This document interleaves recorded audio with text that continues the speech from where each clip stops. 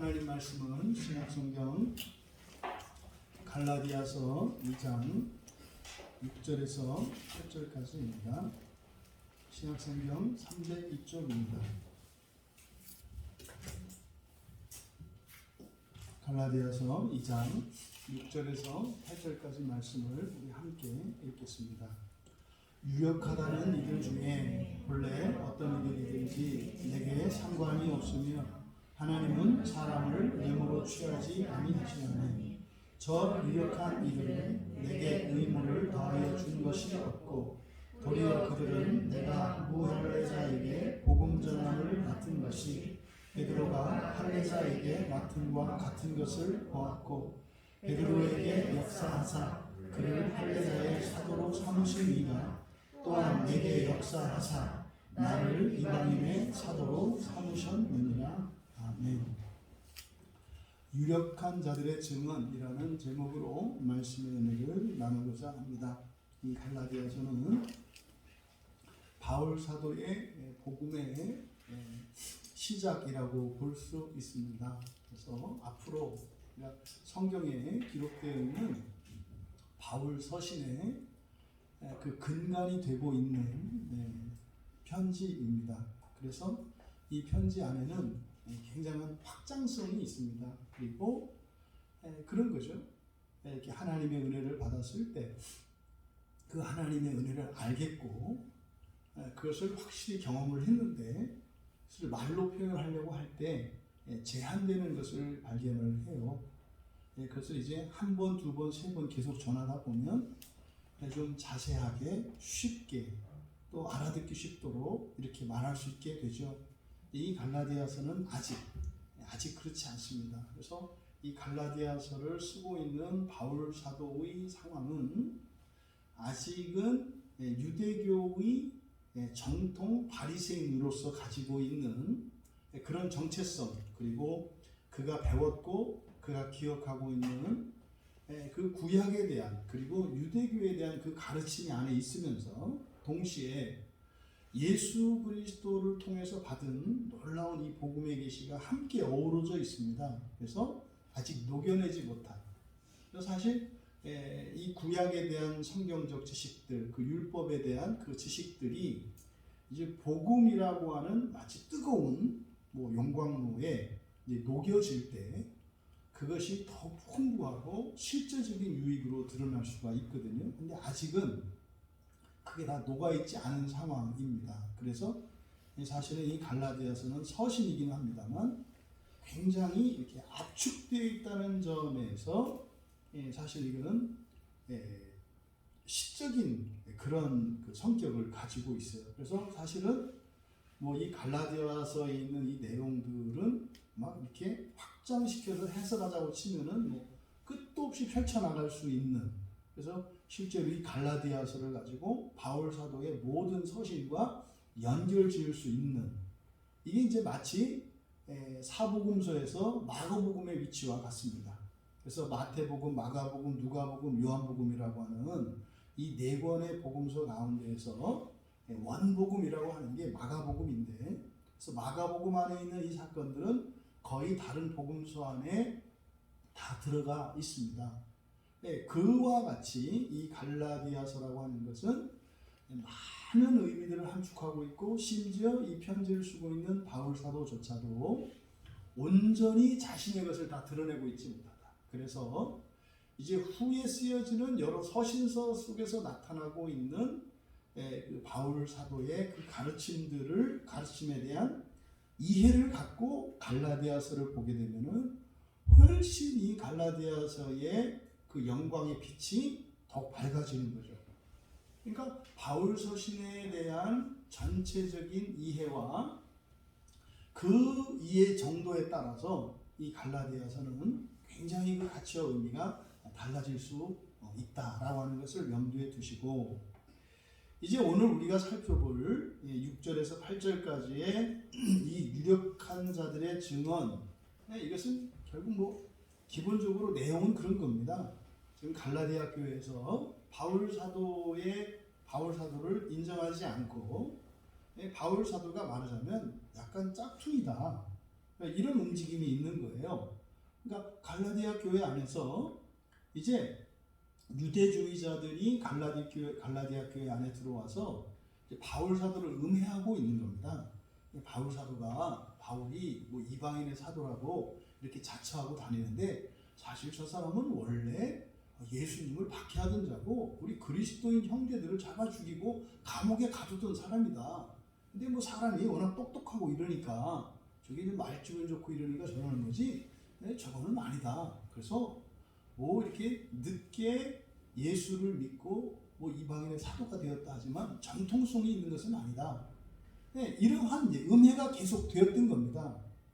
그래서 바울이 안타까운 마음으로 이전에 자신이 갈라디아 교회에 전했던 그 복음은 오직 예수 그리스도께서 자신에게 직접 계시해 주신 것이고, 그것은 바울 자신은 항상 복음을 전할 때 사람들의 눈치를 살피거나 사람들을 위해서 전하는 것이 아니라 철저하게 그리스도의 종이 된 자리에서 하나님 앞에서, 다시 말해서 주인이 나에게 시킨 그것을 온전히 하는지 안 하는지 늘 주님 앞에서 복음을 전했다고 이야기를 하는 거예요. 그리고 지금 여기서 이제 밝히는 것은 뭡니까? 유력한 자들의 증언, 다시 말해서 그들이 유력하다고 믿는, 다시 말해서 그들이 권위를 인정하고 있는 사람들이에요. 이게 유력한 자들입니다. 유력한 자들이라고 하는 것은 그들이 유력하다고 믿는 사람들이죠.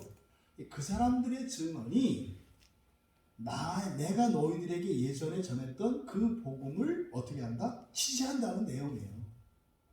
그러니까 누군가가 나에 대해서 이런저런 이야기를 했다고 들었는데 흔들리지 마라. 왜? 너희들이 절대적으로 신뢰하고 있고 그 권위를 인정하는 그 유력한 자들, 그들이 내가 옳다고, 내가 전한 복음이 그들이 전한 것과 조금도 다르지 않다고 얘기했다. 요 내용입니다. 내용으로는 뭐 그 내용이 다예요. 하지만 바울 사도께서 이 말씀을 한 이 6절에서 8절까지의 내용 안에는 기독교에 대한, 그리고 하나님에 대한, 그리고 예수 그리스도께서 우리에게 주신 그 복음에 대한 여러 가지 정보들이 이 계시 안에, 이 말씀 안에 담겨 있습니다. 그래서 이 전체의 내용은 간단한 거예요. 간단한 거예요. 유력한 자들이 나를 인정했다는 내용입니다. 하지만 이것을 진술하는 바울 사도의 진술 속에 놀라운 기독교의 복음 진리에 대한 여러 가지 단서들이 담겨 있고, 그것을 오늘 우리가 함께 살펴보고 그 은혜와 그 유익을 누리려고 하는 것입니다. 먼저 여기서 유력하다는 이들, 이게 이제 뭡니까? 발언권을 가지고 있는 사람이에요. 뭐 이런 사람들을 이렇게 오피니언 리더라고 하고, 우리로 말하면 주동자 이런 뜻이에요. 여러분, 이렇게 항상 모임이, 여러 이렇게 모임 속에는 그 모임을 주동하는 사람들이 있죠. 하다못해 여럿이 모여서 밥을 먹을 때 그 메뉴를 꼭 결정하는 사람이 있어요. 다른 사람이 뭘 먹자고 그러면은 그 중에서 입심 센 사람이 그걸 바꿀 수 있어요. 그것도 좋은데 오늘은 뭘 먹자. 이렇게 하는 이런 주동자가 있잖아요. 그러니까 여기서 유력하다라고 하는 말이 그런 말이에요. 그래서 유력하다, 도케오라는 말이거든요. 도케오는요, 발언권을 가지다 이런 뜻이에요. 그러니까 발언권을 가지고 있다는 것은 말에 힘이 있다는 거죠.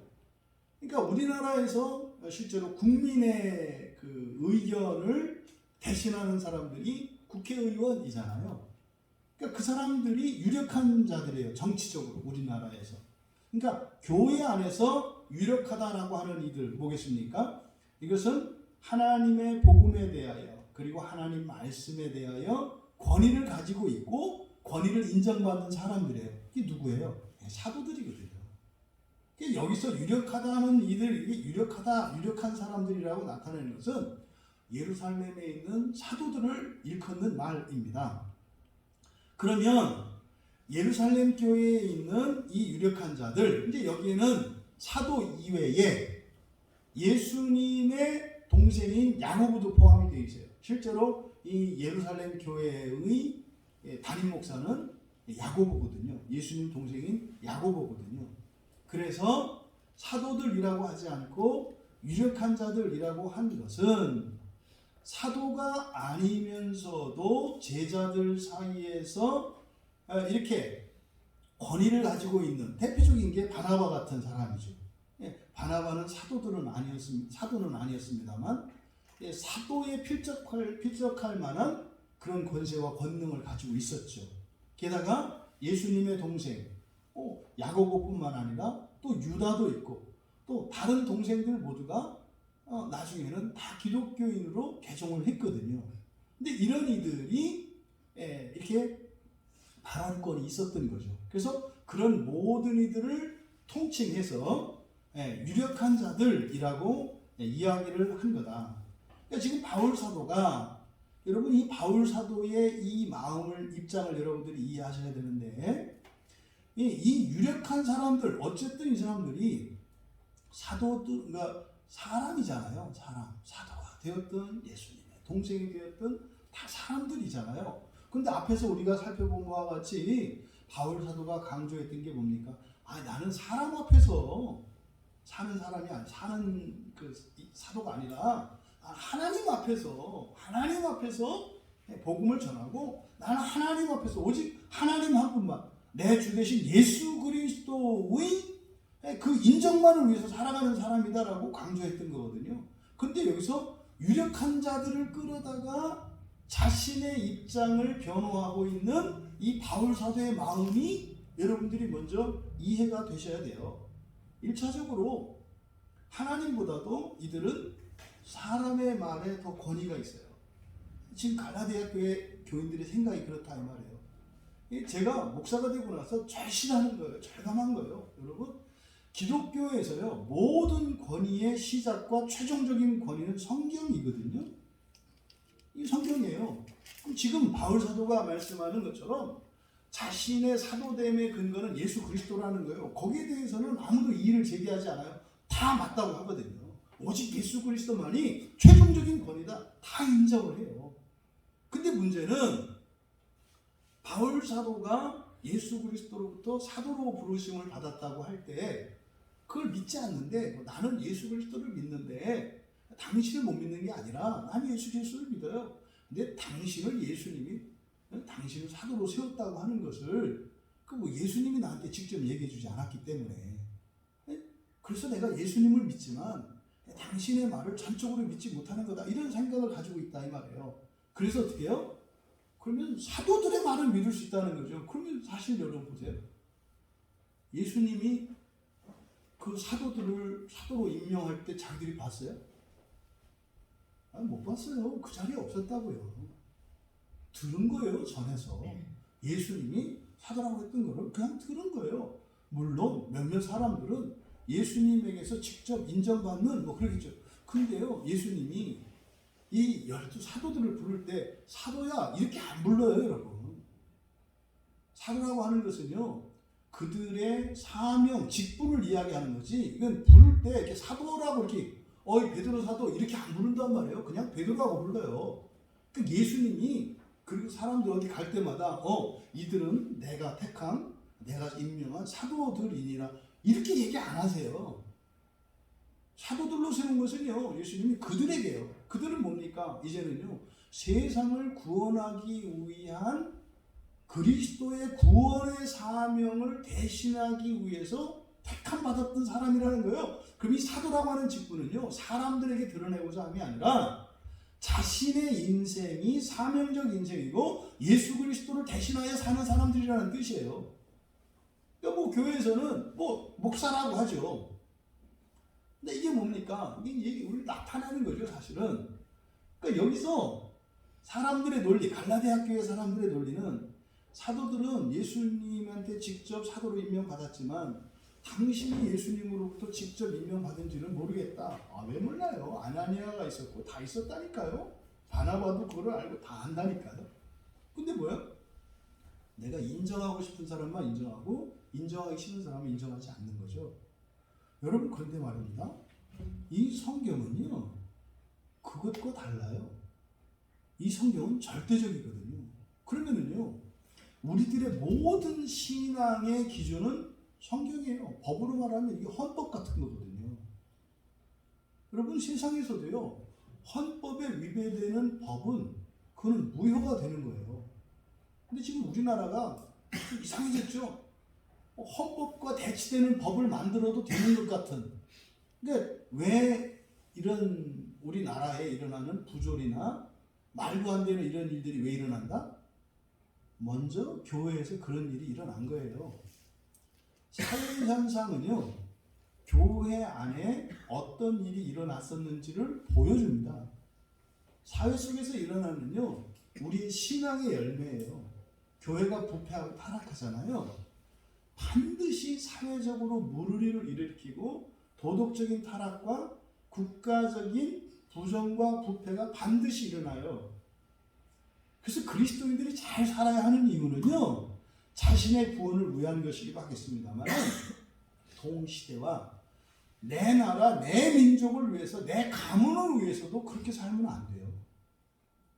내가 열심히 신앙을 따라 살아가면 1차적으로는 나에게 유익한 것이겠습니다만 그것이 여러분 가정에 유익이 되고 가문에 유익이 되고 민족과 나라에 더 나아가 인류 공용에 기여한다니까요. 그뿐입니까? 우주에 기여를 한다니까요.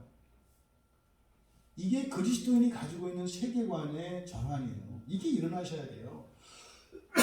너무나 많은 사람들이 작은 세계관을 가지고 살아가기 때문에 그저 나의 생활에 매몰되어서 살아가잖아요. 여러분 오늘 하루 사셨던, 오늘 하루 있으셨던 그 모든 일들은요, 매우 공적이었다고요. 어디만큼? 예, 우주론적으로 영향을 미칠 만큼 그런 의미가 있는 거다. 여러분, 그러니까 지금 이 갈라디아 교회에 일어나는 현상이 오늘날도 우리에게 일어나는데 그게 뭐다? 성경을 절대시하지 않는 거예요. 그러면 우리가 말하고 있고 우리가 배웠고 우리가 알고 있던 그것이 성경을 통해서 교정돼야 되거든요. 끊임없이. 계속 교정돼야 돼요. 오직 성경만이 유일한 진리니까요. 그런데요, 막는단 말이에요. 막아요. 성경이 이렇게 있으면 우리가 알고 있던 게 잘못된 거구나. 그러면은 이걸 어떻게 다른 것과 충돌하지 않도록 어떻게 이것을 연결 지어야 되는가를 생각을 해야 되는데 덮어버린단 말이에요. 왜요? 그거 없으면 편안하고 조용하잖아요. 그냥 살던 대로 살면 되니까. 이게 뭡니까? 몸에 장애가 있는데 고치려고 하지 않고 장애에 적응해서 살아가도록 내버려 두라고 하는 것과 같아요. 여러분 이해할 수 있거든요. 여러분이 경험해보면. 여러분이 습관 바꾸는 일이 어려운 거 아시잖아요. 그리고 습관이 그렇게 여러분의 일상생활에 치명적인 해가 되지 않을 때는 그거를 고치기 위해서 애쓰고 돈을 들이고 시간을 쓰고 몸으로 겪고 하기보다는 대충 하는 게 낫지 않아요? 근데 성경은 그러면 안 된다고 얘기를 해요. 그 사소한 것 하나도 다 고쳐야 한다고 얘기를 하거든요. 왜? 이거는 종말과 관계가 있어요. 여러분의 사후인생과 관계되어 있다 이 말이에요. 그러면 우리들의 상황이나 이때 당시의 상황이나 다르지 않다는 것을 우리가 이해할 수 있다. 본문으로 돌아가면 어쨌든 바울 사도가 그들이 절대적인 권위로 인정하고 있는 예루살렘에 있는 권위자들, 사도들과 또 사도들은 아닐지라도 그 사도들의 버금가는 그 권위를 가지고 있는 이들, 그러니까 예수님의 가족들이라든지 이들을 다 포함하고 있는 거죠. 그러니까 그들을 이제 통해서 자신을 변호하는 이것은 그들을 높이고자 함이 아닙니다. 근데 여기서 우리가 알아야 되는 현실적인 아주 중요한 교훈이 있어요. 최소한 이 갈라디아 교회 교인들이 바울 사도의 가르침을 부인하고 바울 사도를 의심했을지라도 그들에게 최종적인 권위자들이 있었죠. 바울은 믿지 않았지만 모든 교인들이 믿을 수 있는 권위자가 있었죠. 그게 누구였어요? 예루살렘에 있는 바로 유력한 자들이었어요. 여러분, 이것이 현실적으로 굉장히 중요한 의미를 담아요. 지금 2000년이 지난 오늘 우리들의 시제, 우리들의 실존을 보았을 때 현재 한국 교회뿐만 아니라 2022년을 살고 있는 이 시대에 여러 가지 문제들의 가장 근원적인 그 원인이 뭐냐? 권위의 부재예요. 이 권위의 부재로 인해서 이 결과되어지는 이 피해가 얼마나 큰지 몰라요. 여러분, 가정 안에 권위가 사라졌어요. 그러면은요, 이거는 풍전등화예요. 언제 어떻게 무너질지 몰라요. 그러니까 이렇게 조금만 힘만 주면 그냥 완전히 바스러지는, 이게 지금 오늘날 우리네들의 가정의 실상이거든요. 그의 근원적인 원인이 뭐다? 권위의 부재란 말이에요. 권위의 부재라고 하는 것은 최종적인 결정권이에요. 최종적인 결정권을 가진 사람이 없고 또 그것을 인정하지 않는다는 의미예요. 그러면은요, 엉망진창이 돼요. 나라에 최종적인 그 권위가 있습니다. 이게 뭡니까? 이건 대통령이 아니라 헌법이에요, 헌법. 헌법이 최종적인 권위거든요. 그래서요, 이 법치국가에서는 법을 최종적인 권위로 삼고 모든 법 중에 최상의 법인 헌법을 기준으로 삼거든요. 그래서요, 헌법에 저촉되는 것은 감히 할 수가 없는 거예요. 그런데요, 보세요. 우리들의 현재의 우리나라 가정들에서 일어나는 일이 나라에 그대로 일어나고 있어요. 나라에. 헌법이 뻔히 존재하는데도 헌법에 반하는 이런 하위 법들이 막 만들어지고 이런 시도들이 끊임없이 일어나요. 그대로 일어나잖아요. 그래서 이 권위의 부재가 얼마나 해로운 것인지를 우리가 지금 실감하고 있죠. 사실은 이거는 일명 자유주의라고 일컬어지는 이런 시대의 사조 속에서 일어난 그 해체의 중심이 권위의 해체예요. 이게요, 여러분들이 학교에서는 굉장히 긍정적이고 이게 역사적인 사건으로 여러분이 배우셨던 프랑스 대혁명, 이게 권위의 해체의 시작이었어요. 근데 그 권위의 해체의 동기를 부여한 게 교회였죠. 교회가 하나님의 권위를 사람이 대신해 버렸어요. 그러니까요, 선한 하나님이 선한 하나님을 악한 사람이 대신하게 됐어요. 그러니까 사람들이 느끼기에 사람은 악하고 그래서 하나님만이 절대 권위자다, 이렇게 가야 되는데 어떻게 했어요? 권위를 해체시켜버리자, 이런 거예요. 지금 우리나라에서 있는 검수완박법이라는 게 그거죠. 검찰이 부정부패가 많으니까 아예 검사들이 수사를 못하게 해야 된다, 이런 거죠. 이거 우리말 속담에 있잖아요. 빈대 잡으려고 초가상간을 태우면 안 된다. 구더기가 무서워서 장을 안 담그면 안 된다. 너무 상식적인 이야기 아니에요? 그런데 이게 현실로 나타났는데 우리나라의 절반이 되는 사람들이 찬성하고 난리예요. 정신 나갔지 않아요? 이런 일들이 여러분, 그 시작이 어디에서 시작됐다? 교회에서 시작됐다. 그래서 종교개혁이 일어났을 때 하나님의 자리를 차지했던 사람, 교황이죠. 그러면 그 자리에 하나님을 높여드려야 되는데 교황 대신 다른 사람들이 앉은 거예요.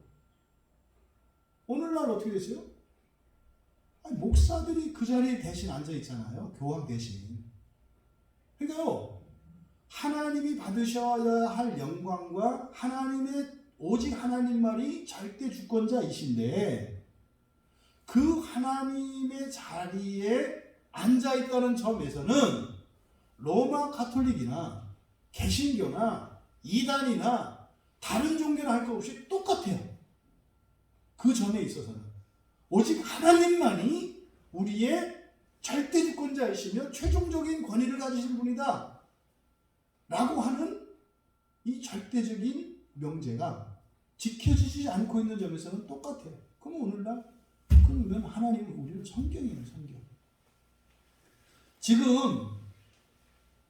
이 나라가 우리나라에 일어나는 여러 가지 이 문제들, 경제적인 문제, 정치, 사회적 이런 모든 문제들을 한꺼번에 해결할 수 있는 길이 있어요. 그게 하나님의 구원이거든요. 그거의 시작이 뭐다? 절대 권위의 회복이에요. 절대 권위의 회복.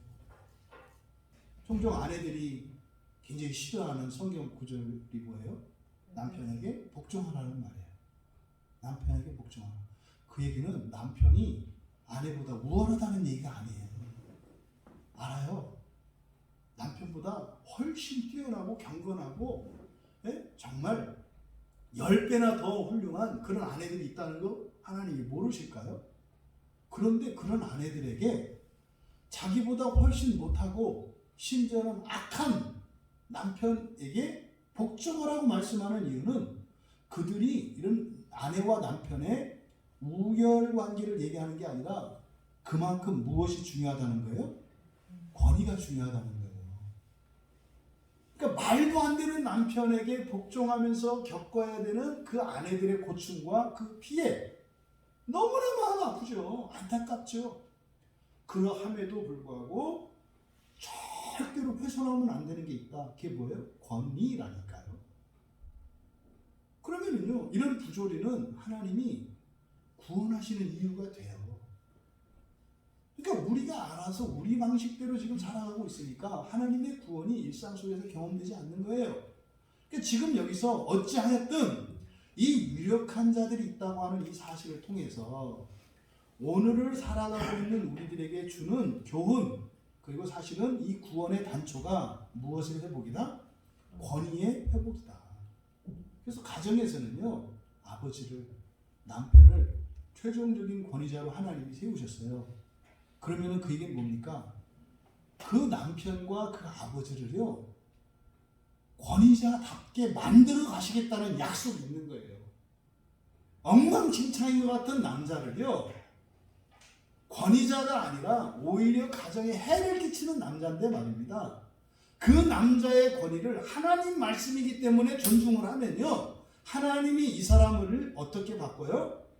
정말 다운 사람으로 바꾸신다는 약속이 있는 거예요. 물론 그렇게 되기까지는 엄청난 시련과 고난과 고통이 있죠. 눈물이 있고 한식이 있고 있죠. 그런데 그 가운데서 놀라운 하나님의 구원의 신비를 경험하게 되거든요. 그러니까 그 사람 때문에 피해를 보는 일 없어요. 오히려 그것 때문에 훨씬 더 큰 유익이 주어지거든요. 이게 구원의 신비입니다. 여러분의 삶 속에 신앙적인 권위인 성경이 회복되기를 바라고, 하나님이 세우신 창조 질서 세계 속에서 또 이런 공동체, 교회 속에서 권위가 회복되기를 바랍니다. 이 세상의 권위자는 사람이에요. 지금 이 나라 보세요. 개만도 사람이 그 개만도 못한 대우를 받는 세상이 됐잖아요. 여기서 여러분들은 동물을 사랑하지 말라는 게, 사랑해야 돼요. 사랑해야 돼요. 내가 보호하고 지켜줘야 되는 거예요.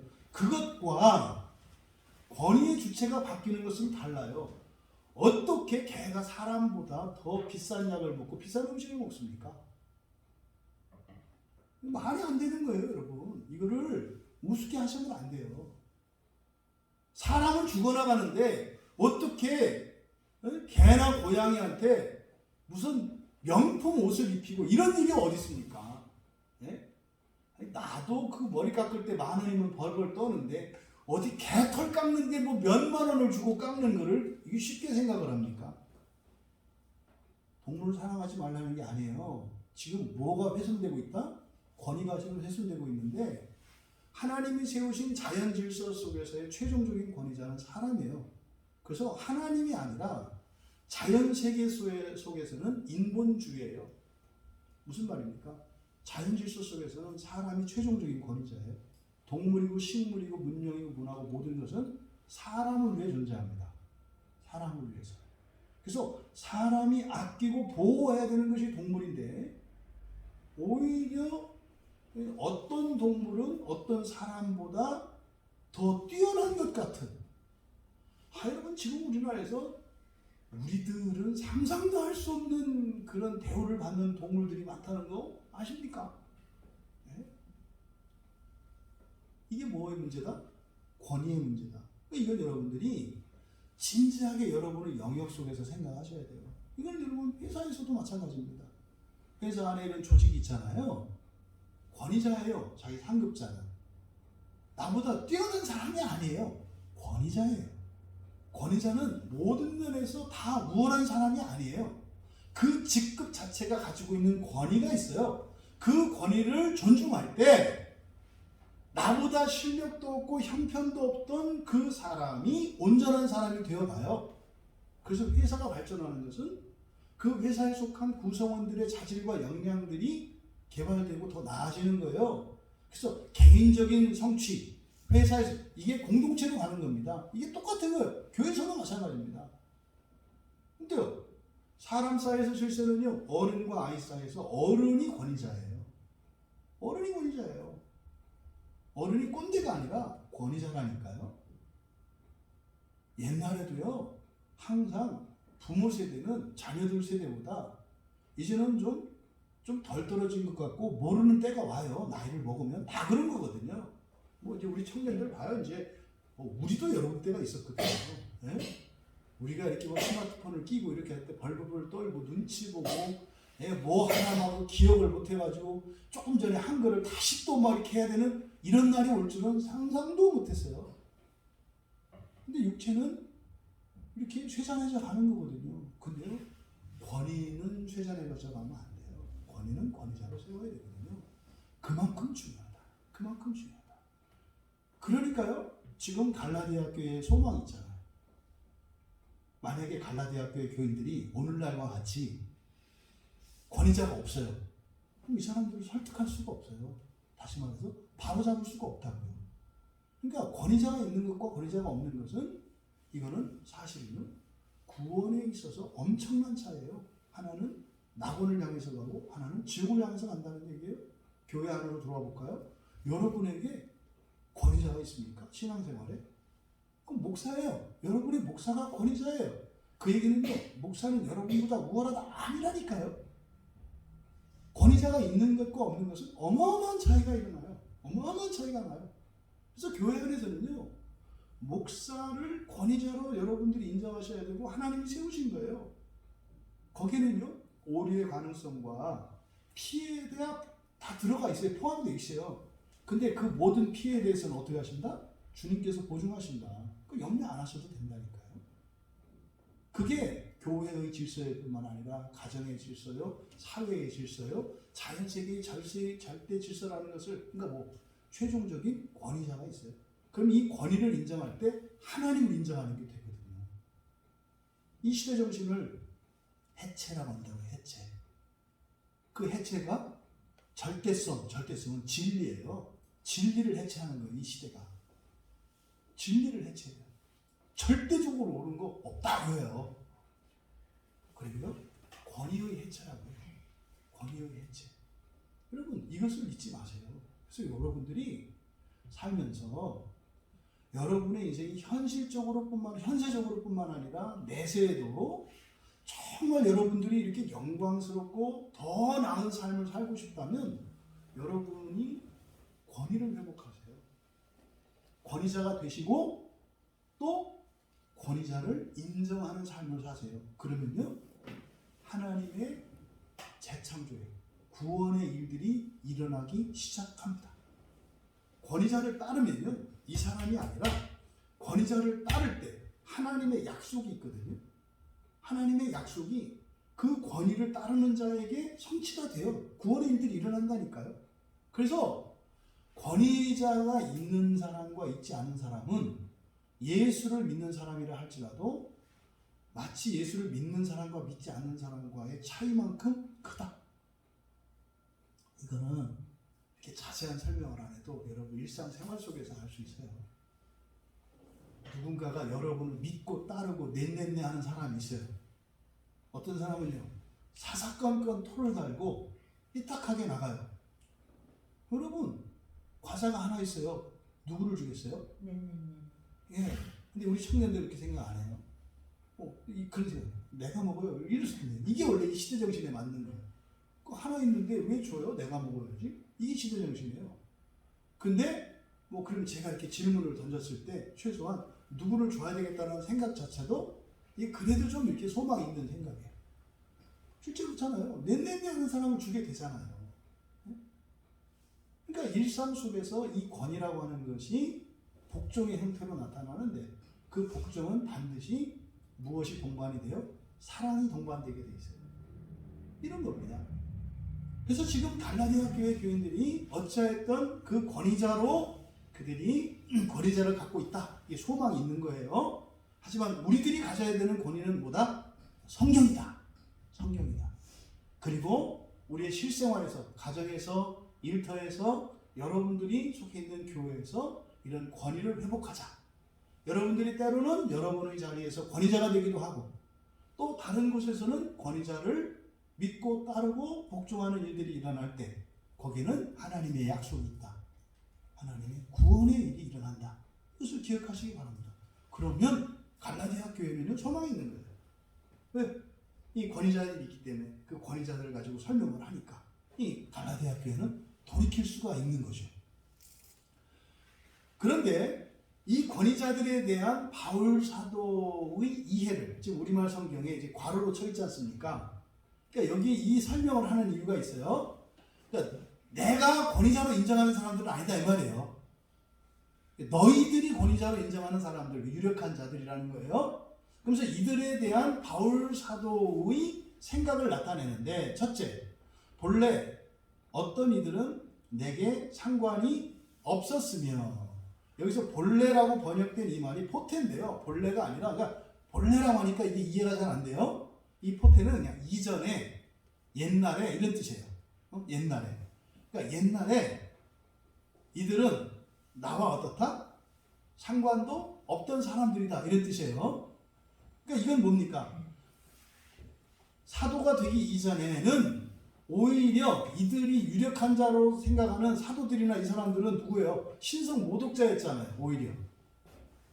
그렇잖아요. 개종하기 이전에는 그들을 잡아 죽이는 게 하나님을 위해서 최고의 헌신이라고 생각을 했잖아요. 그래서 그리스도인들을 잡으려고 다녔던 사람 아닙니까? 또 이방인의 사도가 됐어요. 다메섹 도상에서 예수님을 만났고요. 또 아라비아 광야로 가가지고 하나님을 예수님으로부터 어떤 계시를 받고 이런 복음 진리를 배웠어요. 그리고 나서 사도가 된 이후에도 이방인의 사도가 된 이후에도 복음을 들고 나갈 때요 눈치 보지 않았다 이 말이에요. 그러니까 여기서 지금 이전에, 그러니까 본래라는 말을 이전에로 바꾸세요. 이전에 어떤 이들이든지 내게 상관이 없었다. 그러니까 이 유력한 자다라고 하는 이들이 내가 그리스도인이 되고 사도가 되기 이전에도 신경 안 쓰던 사람들이었고 심지어 내가 예수님으로부터 사도가 되어서 복음을 전하고 다닐 때도 사실 난 그 사람들 눈치 보지 않았다 이 말이에요. 그러니까 지금 말 나오고 하는 의도가 뭔지 알겠죠? 너희들은 유력하다고 믿고 있지 하지만 이게 좀 잘못된 거다라는 얘기를 하려고 하는 거예요.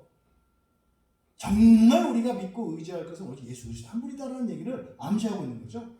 그 다음 두 번째로 그 유력한 자들에 대해서 설명을 하는데 하나님은 사람을 외모로 취하지 아니하신다. 이게 여러분 이해가 되세요? 그 유력한 자들에 대한 설명인데요. 하나님은 사람을 외모로 취하지 않는다. 이게 이해가 되시냐고요? 이게 도대체 무슨 말이에요? 근데 이게 지금 번역 자체도 잘못되어 있죠. 사역을 하면 하나님은 사람의 얼굴을 취하지 않는다. 이렇게 되는 거예요. 하나님은 사람의 얼굴을 취하지 않는다. 이거는요. 그러니까 하나님은 사람의 얼굴을 취하지 않는다. 근데 여기서 이제 하나님은 사실은 뭡니까? 복음을 말하는 건데 이런 얘기죠. 사실은 바울 사도라는 사람이 지금은 이방인의 사도인 것을 자처하고 있습니다만 그 이전에는 그리스도인들이 보기에 사도들과 바울이 그리스도인으로 개종하기 이전에 유대교인이었을 때 이 바울과 사도들은 이게 비교가 가능합니까? 이건 비교 자체가 안 되는 사람이에요. 이 사람은 원수였다니까요. 사도 바울은 그리스도인들을 잡아 가두고 죽이는 사람이었잖아요. 그러면 그때 당시 사도들과 이 바울은 비교가 불가능한 사람이에요. 그런데 지금 어떻게 됐어요? 대두가 위치돼 있어요. 그러니까요, 하나님이 하시는 일은 사실은요, 이해할 수 없죠. 이해할 수 없어요. 인간적으로 비교할 수 없다 이 말이에요. 그러니까 하나님은 사람의 얼굴을 취하지 않는다라고 하는 이 말씀의 의미는 뭐예요? 하나님을 사람처럼 판단해서는 안 된다는 거예요. 사람의 상식으로 이해가 안 된다고요? 안 되죠. 안 되죠. 어떻게 바울 같은 사람을, 그리스도인을 죽이던 사람을 사도로 세우세요? 그런데 사람들에게는요, 늘 그의 전과가 기억이 있죠. 언젠가는 또 저것이 뒤집어져서 또 잡으면 큰일 나는데, 이 불안감과 두려움이 있다 이 말이에요. 이런 거죠. 결국 사도가 지금 이 말씀을 하는 것은 뭡니까? 자신이 그리스도로부터 복음을 받았고 그 복음을 전하는데 사람들의 허락이나 인정이 필요하지 않다는 거예요. 그냥 하나님 뜻대로 하면 된다는 거죠. 그런데 이 유력한 자들을 통해서 자신을 변호하려고 하는 목적은 이 갈라디아 교회의 성도들에게 어떻게 해서든지 유익이 되고자 지금 유력한 자들을 얘기하고 있지만 사실은 유력한 자들 때문에 내가 인정받는 이런 생각을 하지 말라는 거죠. 그래서 이 유력한 자들에 대한 자신의 생각을 중간에 넣은 겁니다. 그러면 그 유력한 자들이 바울에게 어떻게 했는가? 첫 번째, 의무를 더하여 주지 않았다. 6절의 하반절에 내게 의무를 더하여 준 것이 없고, 그래서 의무를 더하지 않았다는 게 뭐냐면 바울이 복음을, 자신이 전했던 그 복음을 예루살렘에 있는 사도들에게 확인을 했잖아요. 그랬더니 그 사도들이 뭐라고 했어요? 당신이 전하는 복음이 우리 전하는 복음과 똑같네요. 이렇게 확인을 했다 이 말이에요. 그러니까 여기서 의무를 더하여 주지 않았다는 것은 이거는 빼고 이거는 넣고 이렇게 하지 않았다 이 말이에요. 그래서 똑같은 복음인 것을 그들이 인정했다는 거죠. 그러니까 바울이 전한 복음이 예루살렘에 있는 유력한 자들, 사도들과 예수님의 동생들과 다르지 않다는 것을 이야기한 거예요. 그 다음 두 번째 7절에서 도리어 그들은 내가 무할례자에게 복음을 전함을 맡은 것이 베드로가 할례자에게 맡음을 같은 것을 보았다. 여기서 맞다, 맡은 것, 맞다라는 말에 동그라미를 치시고, 이게 피스티오예요. 믿다라는 뜻이죠. 믿다. 근데 이 믿다, 이 믿는다라고 하는 말 안에 그런 의미가 있다 그랬죠. 맡긴다, 맡는다라는 뜻이 있다 그랬죠. 여러분이 누구를 믿으면 뭔가를 맡길 수 있죠. 여러분의 귀중품을 맡길 수 있죠. 그래서 믿음 안에는 그런 의미가 있어요. 또 반대로 여러분이 누군가를 믿으면 그 사람이 무엇을 갖다 맡기든지 맡을 수 있죠. 오늘날 심각하게 교회의 믿음이 사라졌어요. 그 중에 하나 증거가 하나 뭐냐면 교회에 오면 특히 청년들을 굉장히 경계합니다. 요즘 교회들이. 그래서 이게 다른 교회 가면 이게 처음에 교회 등록을 하면 신원조회를 굉장히 철저히 하고 늘 감시합니다. 왜요? 신천지에서 왔나 안 왔나. 그래서 그 신원을 확인할 때까지 이 사람은 안에 들이지 않습니다. 이게 믿음이 사라진 거죠. 그러니까 왜 교회들이 사람을 이렇게 의심하고 두려워해요? 교회의 주인이 사람이 되었기 때문에 그래요. 하나님이 주인이 되면요, 어떤 사람이 오면 어떻습니까? 하나님이 다스리지 않으시겠어요? 하나님이 못 바꾸시겠어요? 그런데요, 사람이 교회를 다스리니까 어떤 사람은 되고 어떤 사람은 안 되는 거죠. 우리 교회는 내과니까 외과적 수술이 필요한 분은 이 옆에 교회로 가셔야 되는 거죠. 그게 또 그쪽으로 갔더니 외과는 외과인데 또 우리는 심장외과라서 당신은 지금 콩팥이 잘못됐으니까 저 옆에 또 저쪽 그 다른 외과로 가요. 이런 식이 되어 있죠. 그래서 교회들이 특화되어 있어요. 그래서 교회 가보면요, 끼리끼리 모여있는 것을 보게 돼요. 그래서 사람들이 있어요. 아, 이 교회는 나하고 안 맞아. 여러분, 그게 무슨 말입니까? 이 교회에 계신 하나님이 나하고 안 맞는다는 얘기거든요. 그게 말이 돼요?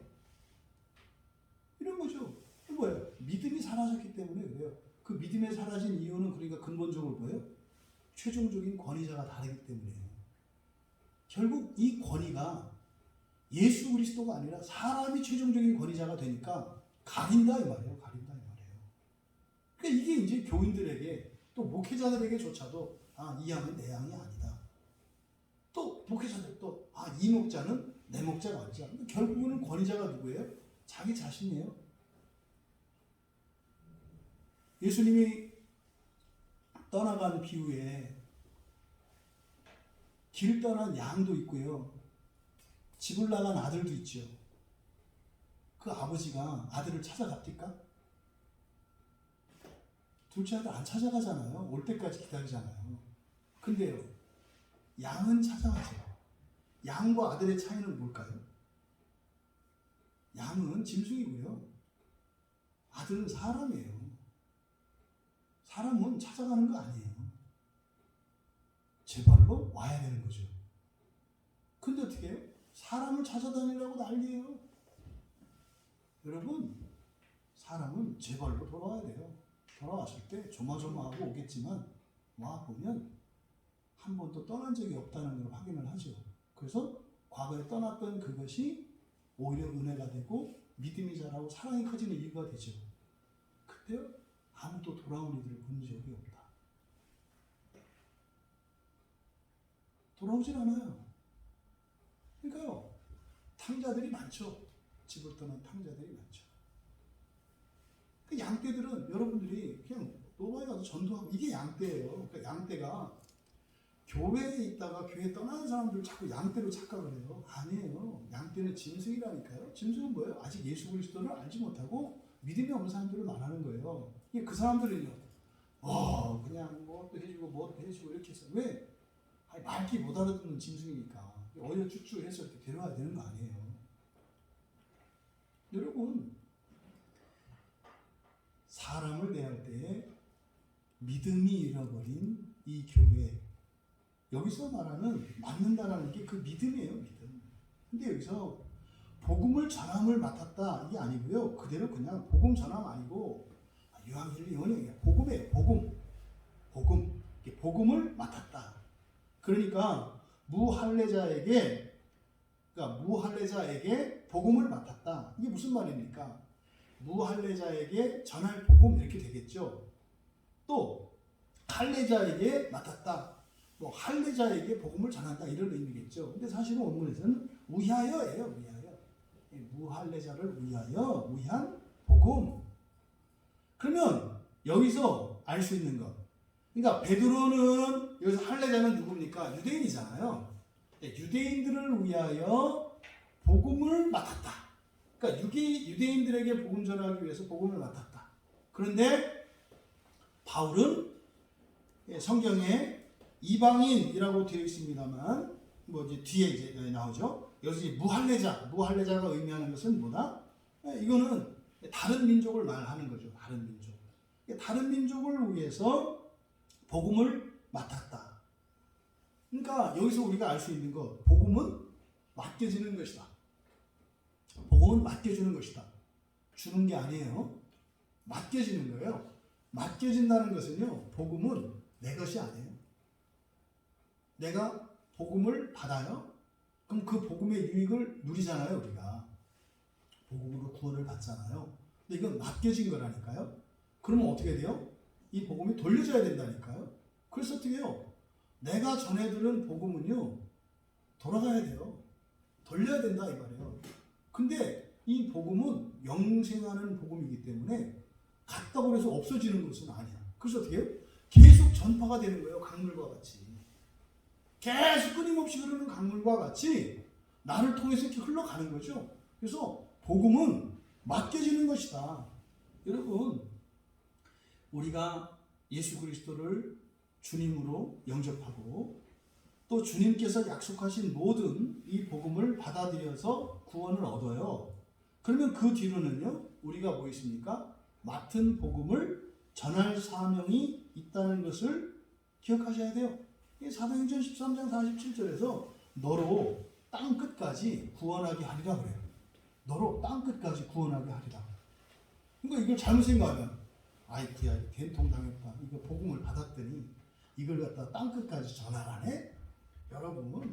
여러분이 직접 안 전하셔도 돼요.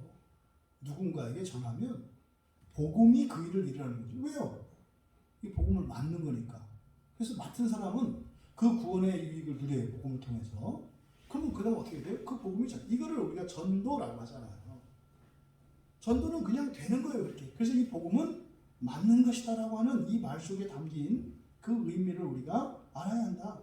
여러분, 복음을 맡은 자들은요, 복음을 통해서 구원을 얻은 자들이잖아요. 그럼 그들은요, 또 구원하면서 살게 되어 있어요. 그런데 예수님께서 마가복음 15장 31절에서요, 대제사장과 서기관들에게 뭐라고 말씀하시냐면, 남을 구원하고 자신들은 구원하지 못했다 그래요. 남을 구원하고 자신은 구원하지 못했다. 이게 뭡니까? 예수님께서 달란트 비유를 하시잖아요. 예? 그 달란트를 맡았는데 하나 어떻게 해요? 그냥 가둬두죠, 이렇게. 그러니까 복음은요, 맡아가지고 그냥 이렇게 가둬두는, 소유하는 게 아니에요. 먹고 마시고 누리는 거예요. 근데 그게 어떻게 돼요? 계속 흘러가는 거예요. 생명을 낳는 거예요. 그래서요, 나에게 일어나는 변화를 일으켜요.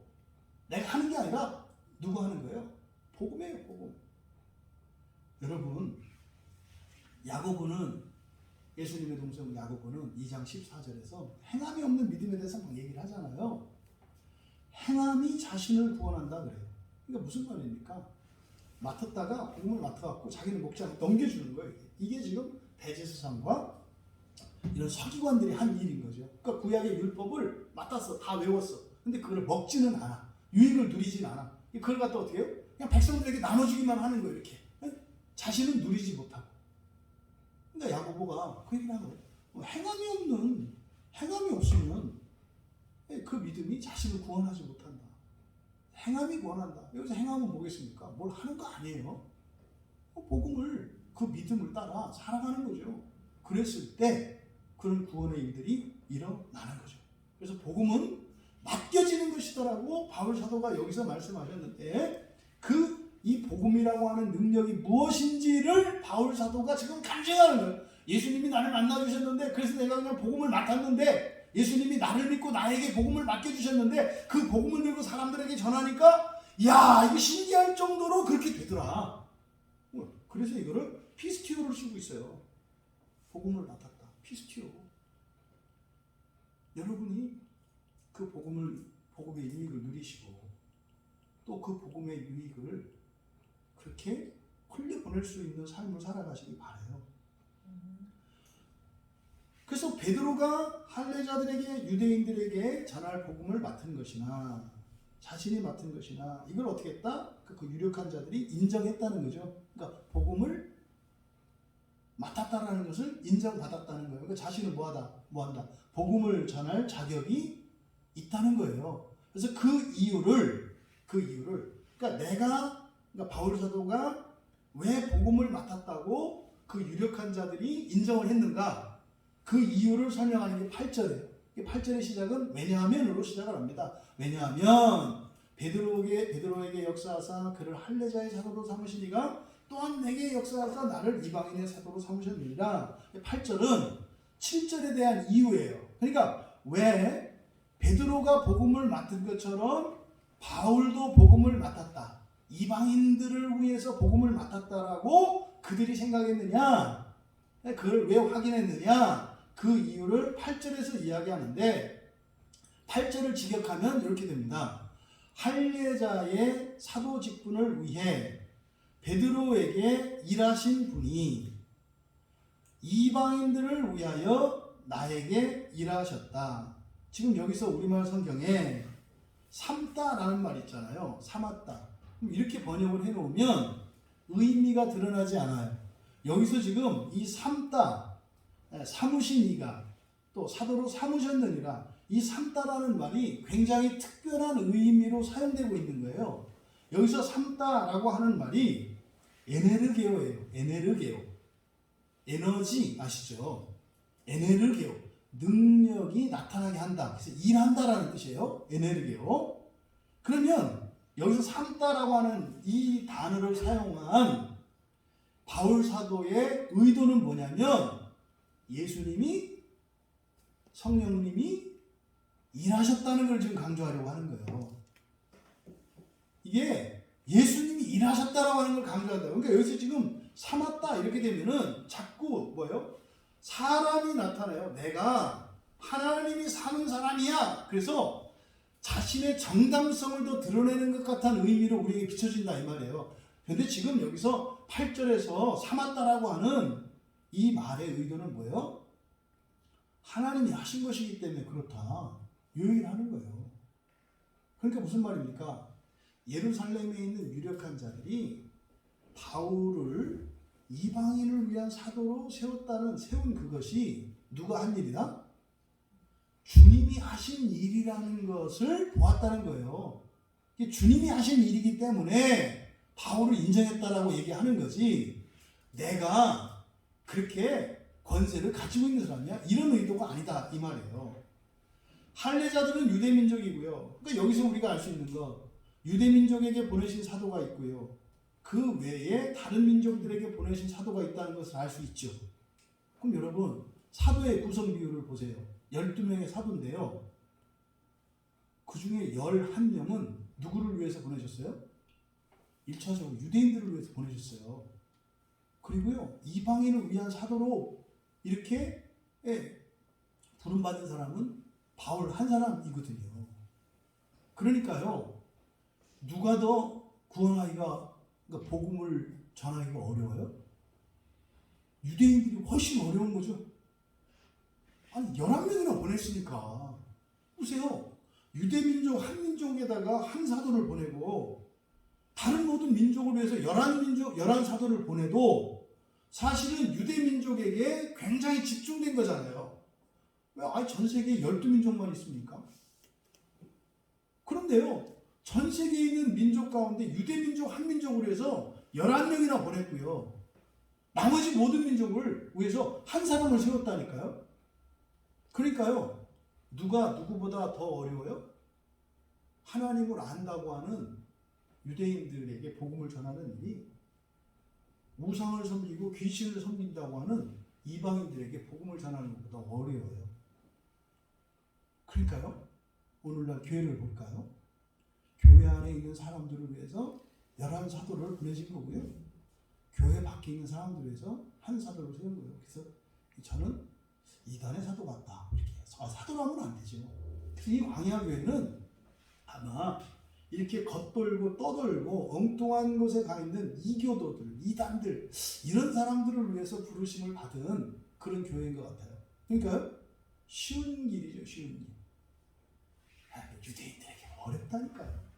그렇다고 해서 뭐 그럼 이 사람들이 유대인에게만 전합니까? 아니죠. 의도적으로 그렇게 나누어 준 것은 신앙의 역사가 그래요. 믿는다고 하는 것들이 고집스럽기가 이루 말할 데가 없어요. 뭐 좀 안다고 하는 것들이 얼마나 가르치기가 어려운지 몰라요. 이거를 12사도의 11대 1이라고 하는 비유를 통해서 가르쳐 주신 건데, 그건 유대인들만 해당되는 게 아니라 우리도 그대로 해당된다는 것을 왜 모르는지 모르겠어요. 여러분, 똑같이 구원하신다고요. 또 하나 주신 그거죠. 유대인들이 복음을 전하기가 어려우니까 그들에게 더 많은 사도들을 보내셨고, 근데 이방인들이니까 하나를 보내셨는데, 절대로 이거를 우리가 차별을 생각하면 안 되죠. 아까 그랬잖아요. 하나님은 사람의 얼굴을 취하지 않으신다. 그러니까 하나님이 하는 일을 사람이 하는 것처럼 생각하지 마라. 소홀히 여긴다고 생각하지 마라. 부족함이 없다. 그래서 바로 이 8절에 있는 내용을 통해서 또한 알 수 있는 것은 우리가 보기에는 좀 차별이 있는 것 같고 좀 다른 것 같지만 어떻게 하신다? 반드시 똑같이 구원하신다는 것을 우리가 기억해야 합니다. 그래서 디모데가 바울로부터 복음을 전해받은 바울의 제자여 그리고 영적인 아들이 되었던 디모데가 디모데전서 2장 4절에서 하나님은 모든 사람이 구원을 받으며 진리에 이르기를 원하신다. 이게 누구한테 배웠겠어요? 바울 사도에게 배운 거죠. 그러면요, 모든 민족을 위해서 사도 한 사람을 세우신 거나 유대인을 위해서 11명을 세우신 거나 똑같이 구원을 받고 진리에 이르기 위해서 하신 것이라는 것을 우리가 알 수 있다. 그런데 지금 8절에서 이야기하고자 하는 초점이 뭐다?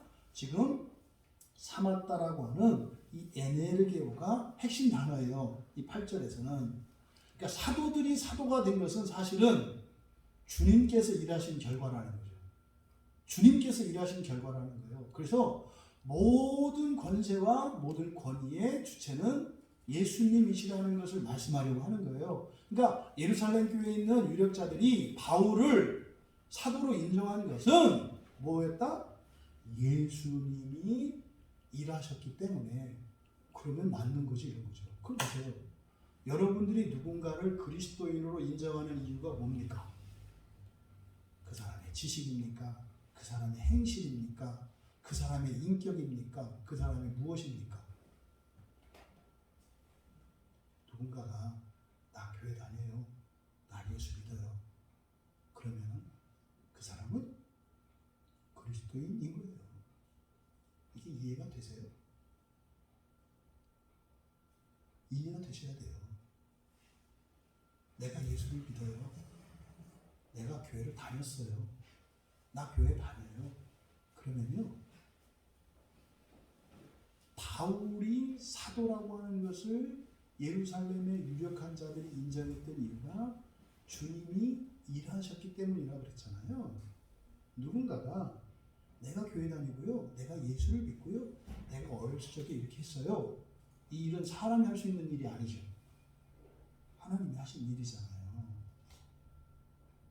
여러분, 바울조차도 다른 사도들이 예수님이 일하셨기 때문에 바울을 사도로 인정했다는 거예요. 오늘날 그리스도인들은 왜 그렇게 그리스도인들을 인정하지 않나요? 왜 진짜 신자, 가짜 신자, 회심한 자, 회심하지 않은 자, 구원받은 자, 구원받지 않은 자, 왜 이렇게 나누나요? 권위의 주체가 신학에 있고 교리에 있고 사람에 있기 때문인 거죠. 가정에서요, 권위자는 부모님이잖아요. 부모님이 내 자식이라고 하면 내 자식인 거예요. 근데 형제들끼리 그러는 거죠. 아무래도 아닌 것 같아. 이런 일이 지금 교회 안에서 일어나는 거죠. 누군가가 교회 안에 있고요, 한때 교회 안에 있었다면 그 사람은 하나님의 자녀인 것 같고요, 그리스도인 것 같고요. 다만 시험에 빠져 있어서 우리 하나님의 말씀을 대적하고 구원의 은혜를 누리기보다는 생명의 삶을 살기보다는 오히려 파멸을 향해서 자해하면서 살아가는 이들이 있겠지만 그래도 그들은 똑같은 그리스도인이라는 것을 우리가 인정해야 한다. 사도도 주님이 일하셨기 때문에 사도로 인정하셨다는 거예요. 이게 바울 사도의 골수에 박혀 있어요. 늘. 그래서 대표적으로 그 고린도전서에서 내가 나된 것이 하나님의 은혜다. 네? 내가 나된 것이 하나님의 은혜다. 그래서요, 정말 하나님의 은혜로 내가 되어진 거다. 내가 아무리 큰 일을 했지만 고린도전서 15장에서 그런다고요. 내가 사실은 다른 사도들보다도 더 열심히 살았고 더 많은 일들이 있었고 엄청난 일이 있었지만 그보다 하나님의 은혜야. 무슨 말입니까? 사도가 사도 되었던 것은 하나님이 하신 일 때문이었죠. 그러니까 그것을 믿는 바울이 고린도전서 15장 10절에서 말씀했던 것처럼 자신에게 일어난 일도 똑같이 보고 있는 거죠. 사도들이 자신을 평가했던 그것처럼 바울 자신도 자신을 통해서 일어난 놀라운 구원의 역사들을 자신의 일로 보지 않고 누구의 일로 보는 거예요?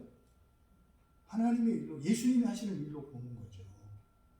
여러분, 우리가 그리스도인 된 것, 예수님께서 일하셨기 때문이고, 우리가 그리스도인으로 살고 있는 것 예수님께서 일하고 계시기 때문이고, 예수의 영이신 성령께서 우리와 함께 하셔서 끊임없이 일하고 있기 때문에 우리가 지루해야 하고 이렇게 오히려 불평하고 원망하기까지 하는 우리의 일상조차 주님이 일하고 계시기 때문에 있다는 사실을 바울 사도가 말씀하는 거예요.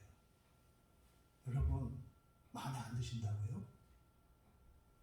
주님이 최선을 다하신 결과예요.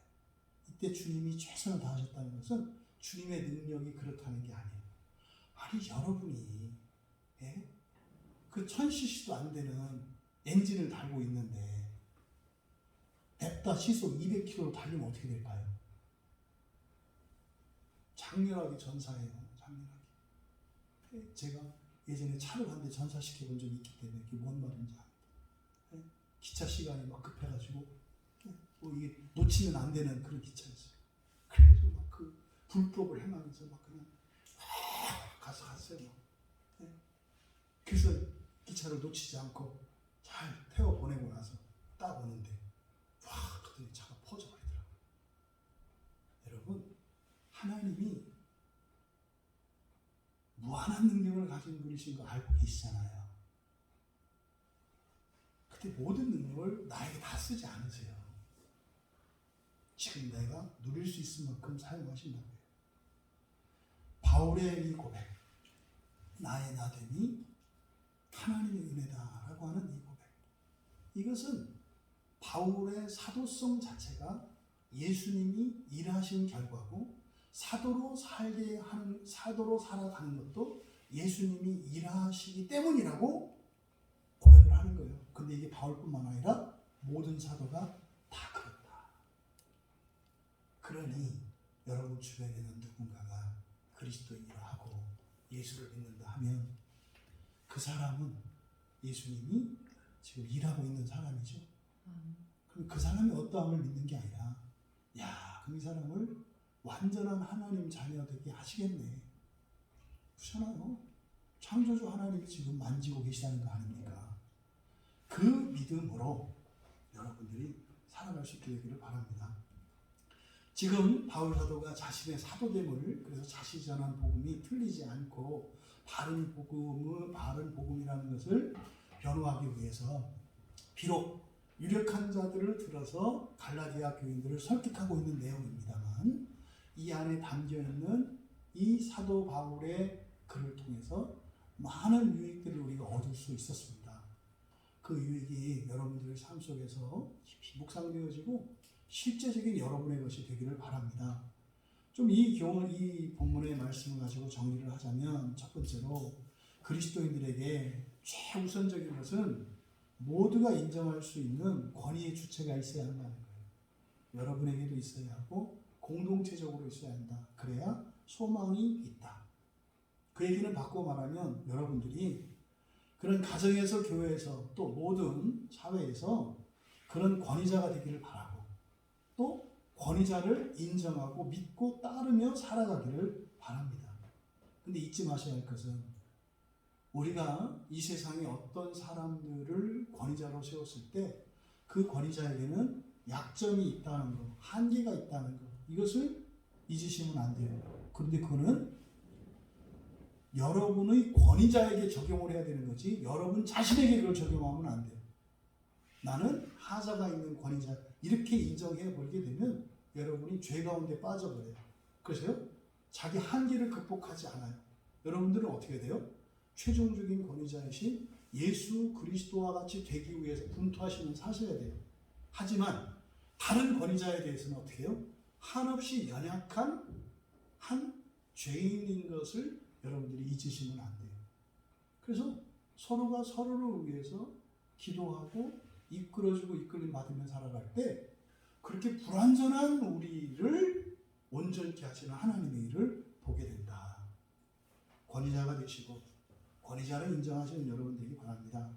두 번째로, 절대적인 권위는, 이 세상의 절대적인 권위는 예수 그리스도이신데, 그 예수 그리스도는요, 우리가 어떻게 해요? 성경을 통해서 성경을 통해서 예수 그리스도를 주권자로 인정하는 거예요. 성경은 말입니다. 예, 확실하고요. 안전해요. 심지어 오류까지도 잡아주시는 하나님의 능력이 된다는 것을 기억하시기 바랍니다. 그래서 성경의 권위를 회복하는 것이 중요해요.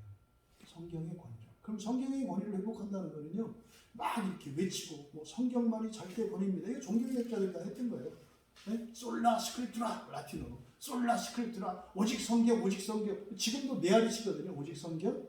그런데 그 권위가 살아있지 않잖아요. 그러니까요, 성경의 권위를 회복한다는 것은 뭡니까? 성경 말씀을 온전히 드러내기 위해서 끊임없이 기도하고 은혜를 구하며 분투하는 누군가가 있어야 돼요. 이게 목사들이 하는 일이에요. 그리고요, 그렇게 드러난, 밝혀진 그 성경 계시리고 그렇게 깨달은 말씀을 따라서 살아내기 위해서 더 분투하고 힘내야 돼요.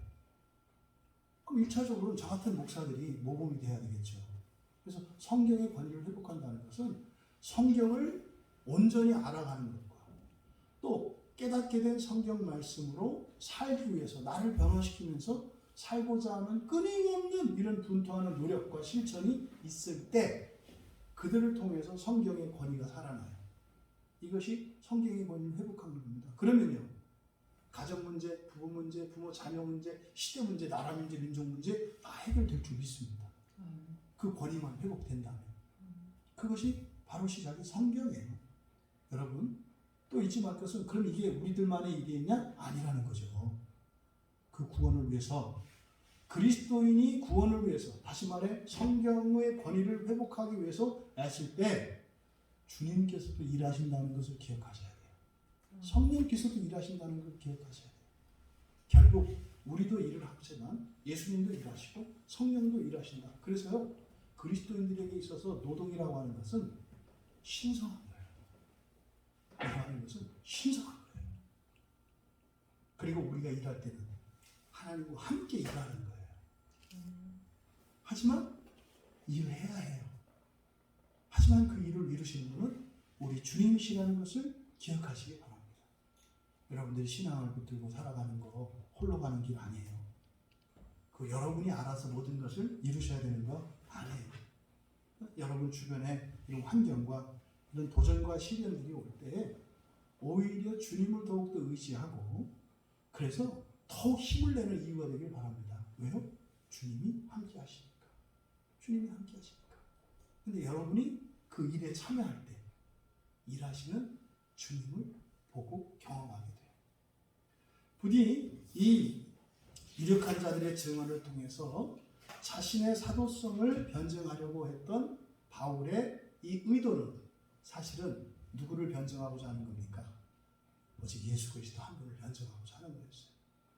여러분들의 신앙과 삶에 유일한 그 주권자가 그리스도 예수 되시기를 바라고, 그리스도 예수를 우리가 문자화되어서 성경으로 주신 이 성경을 통해서 정말 참된 하나님을 만나고 참된 하나님을 따라 살아가시고 구원의 은혜를 누리시기를 주님의 이름으로 축원합니다. 잠시 말씀을 생각하며 우리 기도합니다. 하나님, 저희들이 연약해서 이렇게 사람들을 통해서 어쩌면 하나님보다도 더 사람을 믿고 사람의 권위를 더 인정합니다. 하지만 이게 우리의 죄성의 결과이기 때문에 이게 막 비난받고 정죄당해야 할 것이 아니라 우리의 비참한 실존이거든요. 하나님, 우리를 긍휼히 여겨주세요. 그래서 먼저 내가 정말 이 유력자들과 같이 그리스도 예수의 영광을 드러낼 수 있는 참된 기독교의 그 복음의 영광을 드러낼 수 있는 그런 유력한 자들로 살게 하옵소서.